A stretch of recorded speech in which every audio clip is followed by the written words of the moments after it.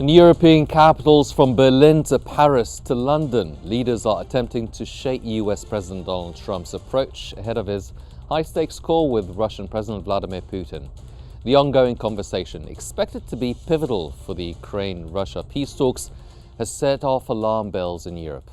Meanwhile, in London, British Prime Minister Keir Starmer is hosting European Union leaders in a historic summit aimed at rebuilding post-Brexit relations. The UK and the EU have reached a landmark agreement encompassing trade, agriculture, border control and security cooperation. The deal also opens the door for British participation in a new €150 billion EU defence fund. I'm Henny Saif. Let's get in focus.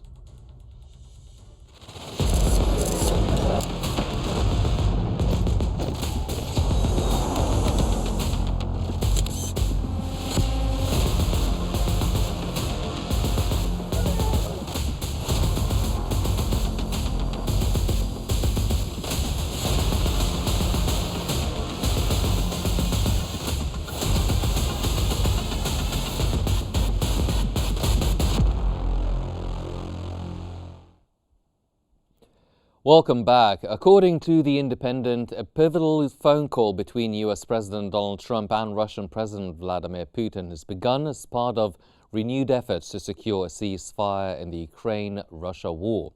Trump plans to determine whether Putin is truly serious and real about ending the conflict, following Putin's recent refusal to engage in peace talks in Turkey.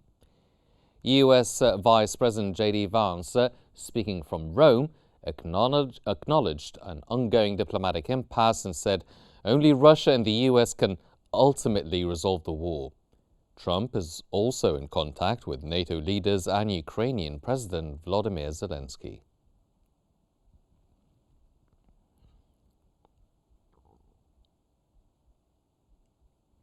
And for more analysis, we are joined from Texas by Mr. Frank Musmar, the International Relations Professor. Welcome, Mr. Musmar.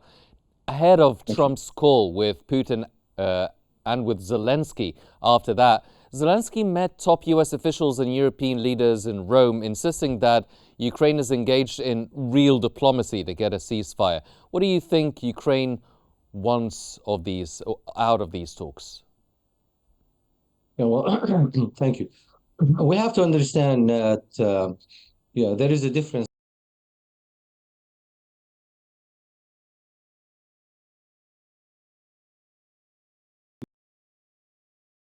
concession with the United States than the Europeans, because definitely, they're part of Europe. They are the face of Europe facing Russia, and in the meantime, we know that for security and safety of Europe, they're gonna be all the time in support of Ukraine.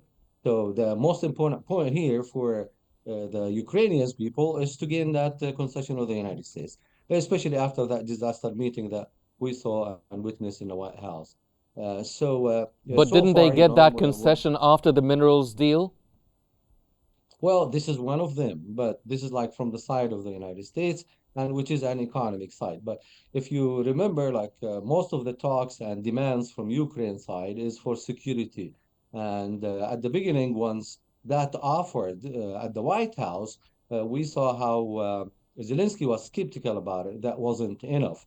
And in the meantime, Europeans are trying to be committed more through like military actions and stuff and support to Ukraine, which is like encourage Ukraine to have like more demands from the United States and more concession with the United States. And the idea is Donald Trump and his administration thought from day one that this is not Trump's war, that this one was Biden's war, and he's trying to clean all that kind of mistakes or whatever happened based on, the administration's point of view. So to him, it's not that much important the way that it is important to Europeans. And that's why now Ukraine's and Zelensky trying to play diplomatic here to get on the side of the United States to be kind of positive to what Europeans want and what Ukrainian wants from that deal.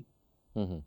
Well, US Vice President J.D. Vance described the Russia-Ukraine peace efforts as an impasse. How do you read that? Do you feel that the US is now questioning how much influence do they have on Russia? Well, it's not the idea of influence. It's the idea of a deal making. At the end, Russia wants demands, and they have a few things on the table to discuss. I said from day one when this war started that whoever is stronger on the ground, he is the one who's going to be stronger on the table of negotiation, which is definitely Russia now, just to be realistic. So based on that, it's not like being like responding to someone's demands over someone else's demands. Whatever in the ground is number one. Number two is like long lasting peace. Now the idea and the main confusion here is how we're going to apply it, but definitely like most parts including Russia are agreeing on the basics, which is they want to stop the war. But like Russia is not stopping the war while they are negotiating. Europeans, they would like to stop the war first and then they start negotiating. They were claiming today that Russia are attacking Ukraine while they are planning to talk to President Trump. So the idea is how to apply it. It's not like the arguing on the main things or on the small tiny details. So if like we're gonna look at it from a point of view that the United States is biding with Russia based on like a kind of relationship between or good ties between Trump and Putin, I think this is not a right analysis. At the end, it's strategic benefits for every country, for the European Union, for Russia, for the United States, and all that. In the meantime, the United States is not involved only in a discussion with Russia about Ukraine, because we have to understand that Russia was out of the global market or organized global oil market in the last 4 years. Plus, there is so many things that they were used to work together, United States and Russia, and we don't have that privilege anymore. So now we are back again into that kind of diplomacy between the United States and Russia. We open embassies and all that. We're going to talk about so many things, including the global affairs, including the Middle East, including many things. So the United States involvement in talk with Russia is not only limited to Ukraine, but the Europeans most likely is limited to Ukraine. Mr. Musmar, how do you explain Putin willing to talk with Trump, and yet he refused to attend the recent talks in Istanbul, despite being the one who actually suggested it? Well, I understand that, but in the meantime, he has his top officials that attended that meetings. And in the meantime, Putin is a good player. We have to give him credit for that. So he was playing on a point that that meeting will be taken to the next level. And he sent an invitation to President Donald Trump when he was in the Gulf States visit. So Putin is trying just to take it to the next level because a meeting between those two leaders, this means that's the end of the conflict somehow, because that's the highest level reach. And Putin is trying to play that game. He is trying to reach that level to reach his demands. And definitely it's going to look sometime, somehow, that the United States is kind of giving sort of deals to Russia or yeah, not really abiding with the way that European unions wants. And their leaders normally when they meet, they want like way more things that the United States is not willing to do now. And that maybe is going to be taken as it's a kind of relationship between Donald Trump and Putin, and it's been taken out of the context that it is like affecting the benefits or whatever is going to happen after the war for the Ukrainians. Uh, if we want to look at Putin's demands, like which is like the main demands, number one, there is no NATO beside his borders, which is he said that a million times before.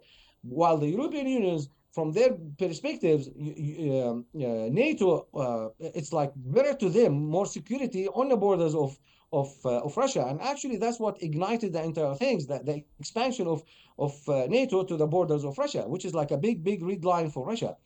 Second, those let's say territories that Russia took or they were planning to take, including even Crimea and all that lands, it's easy to find a solution for them through Russia. If they do like local elections and something, and they vote for separation or kind of joining the Russian federations or something, yeah, he would have sort of global umbrella somehow, Mm-hmm. or covering himself, by the whatever agreements that could be agreed here and there, beside the denial that will be all the time through Ukraine and through the European Union. Now, could America accept that? It could. But at the end, there is so many demands, and it's very hard to meet all those demands at the same time. The negotiation table is going to decide that, and the stronger one on the ground. He is the one that is going to have like the upper hand, definitely. Well, J.D. Vance and Secretary of State Marco Rubio said that a big part of Trump's conversation is to really gauge Putin's intentions. What do you think this entails? Do you think that they do expect Putin wanting to squeeze a deal out of this phone call? Well, of course, this is diplomatic talk because they already talk with the with the Russians and Ukrainians before, and actually now, they announced that Donald Trump he already talked to Zelensky, which is most likely before talking to. We don't know if the call happened between him and between Putin, but I suggest that. I expect that he's talking to Zelensky before, based on his team's talking to Zelensky. So there is a kind of like a diplomatic expressions of the words, which is that what Trump's team is trying to express now here. Now, does that gonna be finalized somehow on squeezing Putin to a point? The end, Putin is gonna take whatever he wants. This to be realistic at the end. No NATO to his borders. He's gonna take some lands. I'm not sure how much lands they're gonna agree on. And in the meantime, he knows his ability to defeat all the sanctions. Because if the West, United States and European Union will keep playing the game of the sanctions, it proved that it's not working. Why? Because Russia has the oil, has the gas, has the Asian market. Plus, they have more countries that could abide and could be close to them, like North Korea, China, and all that. And we cannot deny the fact, those are global power as well. So at the end, sanctions game is not working with Russia, and Putin knows that. So the European Union here and the United States kind of like on disagreements. The European Union wants something, United States wants something. United States doesn't want to be involved in that war for long and forever to consume the ability of the United States. And Donald Trump, he said that before. So if that gonna look kind of disagreement between Europe and the United States could be, but at the end, there is a strategic benefits for them, for Russia, and for the United States. And I think that was going to decide at the end. United States is not going to do whatever Europe and Ukraine wants 100%. Impossible. Because that's not going to fit in a strategic benefits in the United States as well. Mm-hmm. Well, in recent days, European leaders have launched an intense effort to influence President Trump ahead of his pivotal call with Vladimir Putin, as the leaders of France, Germany, Italy, and the UK discussed in a call with Trump the need for an unconditional ceasefire and for Putin to take peace talks seriously. How effective really is this kind of diplomacy between Trump and European leaders? Well, we don't have that big problem with Europeans, but we have disagreements in a few points. But we kind of share the same idea. At the end, we are the West. But if we think that we're gonna uh, go all the way to a kind of disagreement to a war with Russia, including the United States, it's not gonna happen. So the idea is like that. It's an expression of words, how you use it. Does the United States gonna agree 100% with the diplomatic talk? I'm saying diplomatic talk of the European Unions. It's not gonna work like that. So at the end, once they talk, once they meet, and how they're gonna reach an agreement, they knows that there is something achievable and something not. And they knows the United States is willing to go to a certain limit.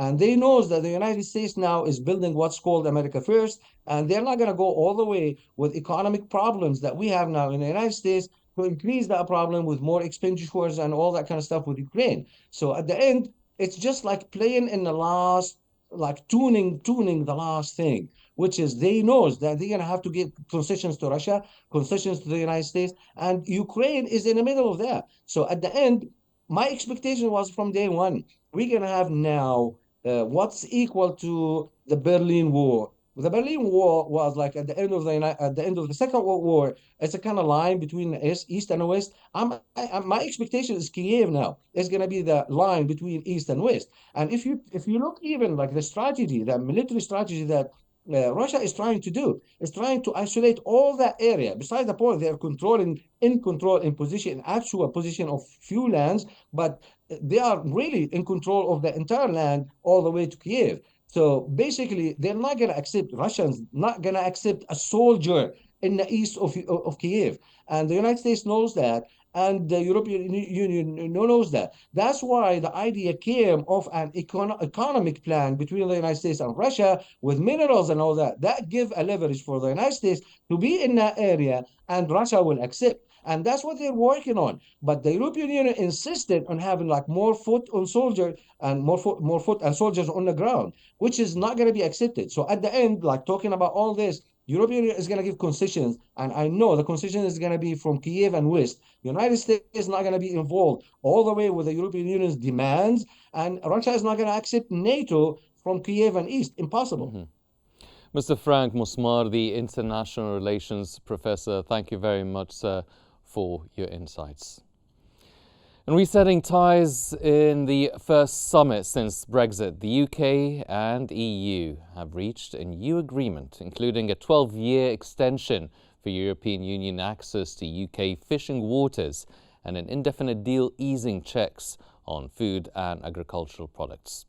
According to The Guardian, Conservatives criticised the fishing deal, but the UK government defended it as offering long-term stability. The summit, held at Lancaster House in central London, aims to boost defence cooperation and ease EU travel for UK citizens.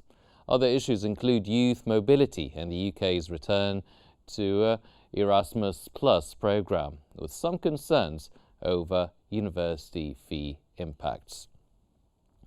And more analysis.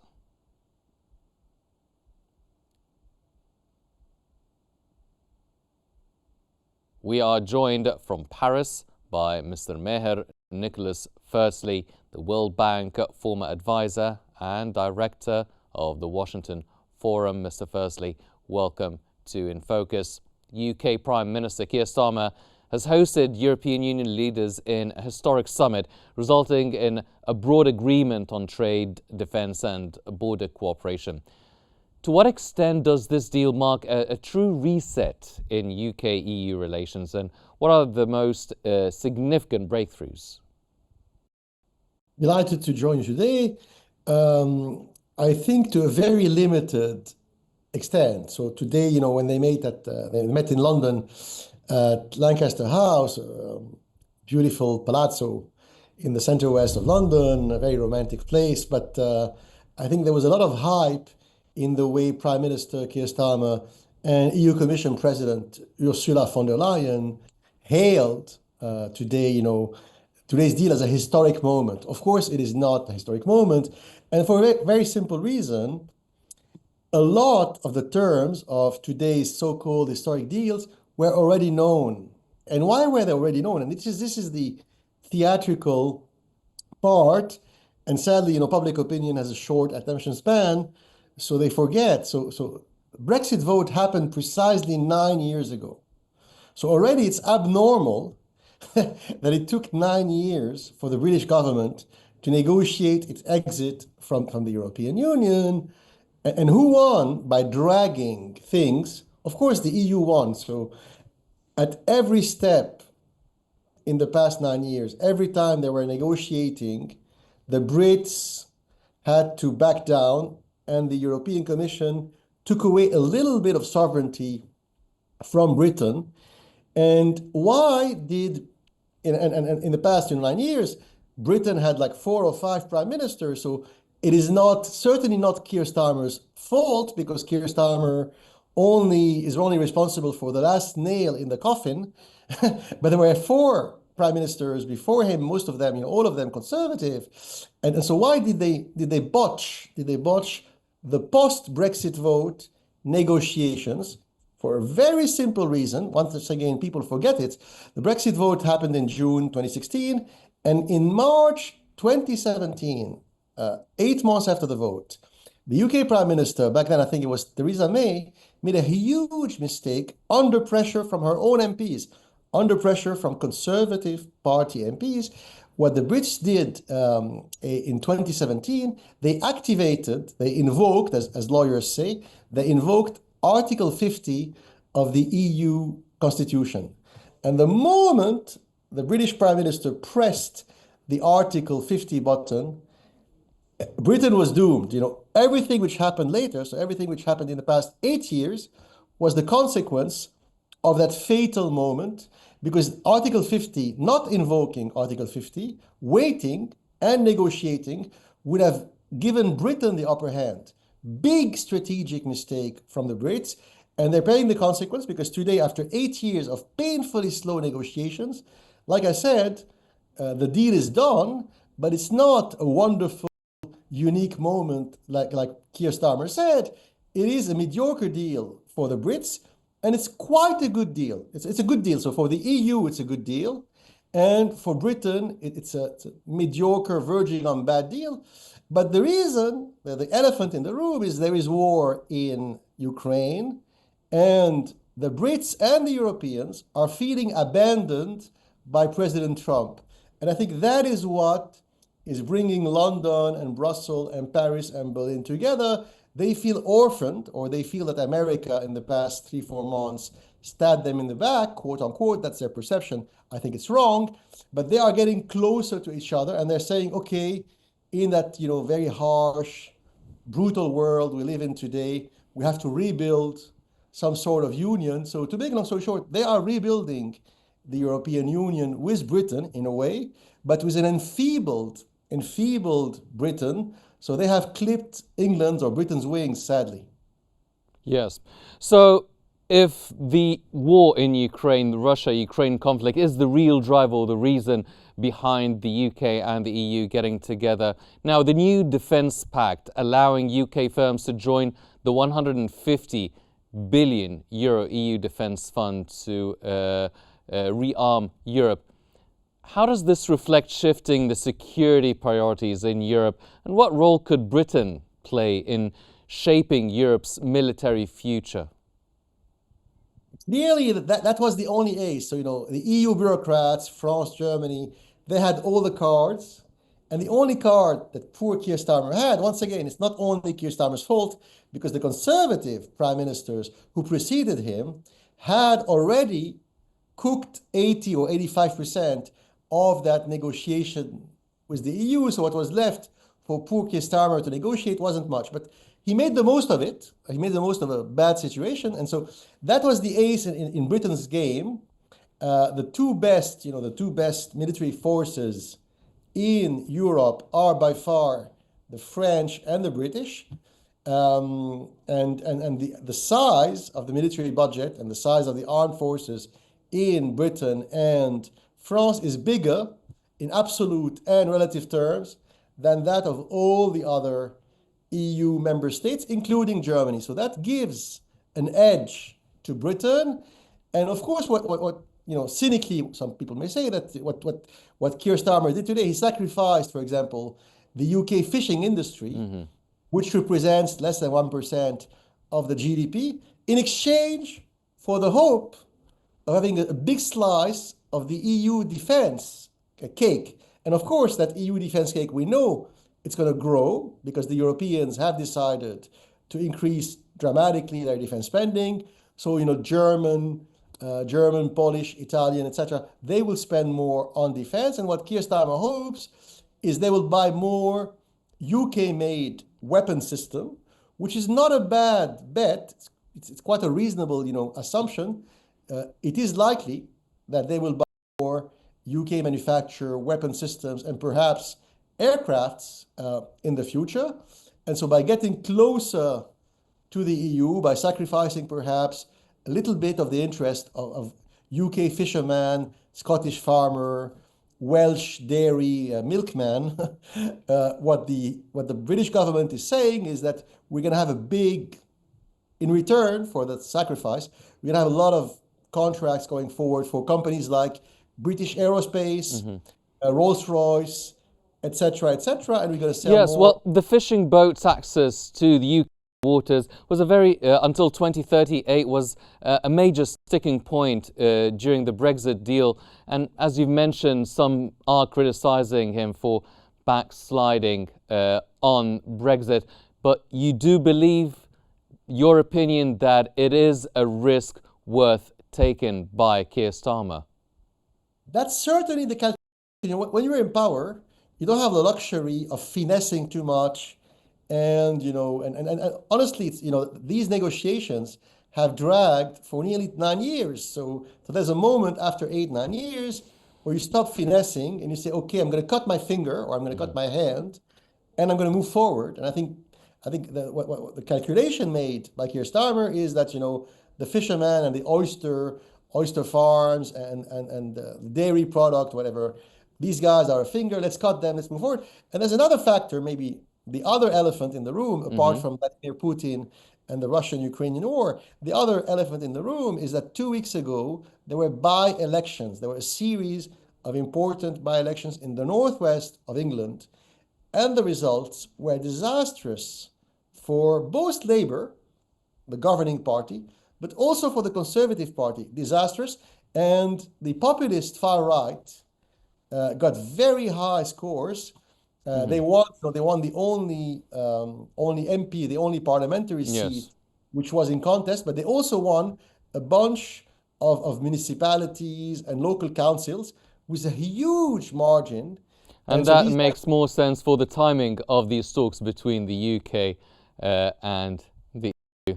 Exactly. Yes. Exactly. Mr. Meher Nicholas, firstly, the World Bank former advisor and director of the Washington Forum, thank you very much, sir, for your insights. And unfortunately, by this we come to the end of this episode of In Focus. Thanks for watching and stay tuned for more updates here on Q News. I'm Henny Saif. Thank you for joining us.